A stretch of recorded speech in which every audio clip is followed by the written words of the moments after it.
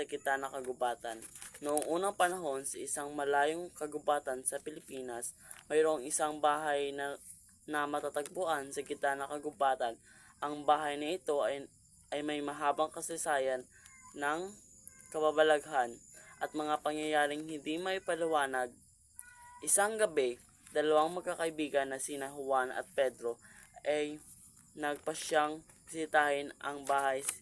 Sila ay naglakad ng mabilis sa kagubatan, ngunit bigla silang napahinto na marinig ang mga tunog ng paghibi at pagtangis. Nang sila ay lumapit sa bahay, nakita nila ang isang babae na may putol na itim at suot na damit na luma. Siya ay naglalakad sa paligid ng bahay at ang kanyang mga mata ay puno ng kalungkutan. "Ano ang nangyari dito?" tanong ni Juan sa babae. Ang babae hindi sumasagot, ngunit siya ay nagtangis. Pabigla, ang mga bintana ng bahay nagbukas at ang mga silid ay nagliwanag.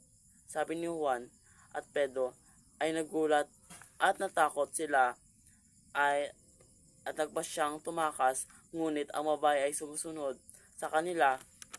Nang sila ay lumabas sa kagubatan, ang babae nang biglang nawala.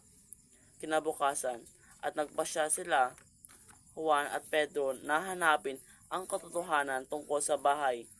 Sila ay nagtanong sa mga natatanda sa baryo at ang mga ito ay nagkwento tungkol sa kasaysayan ng bahay. Ayon sa kwento, ang dating tinatanong ng isang pamilya na nawalan ng anak, ang nanay ay namatay sa pagkagulat at ang tatay ay nagpakamatay sa pagkagustuhan nang muling makita ang kanyang anak.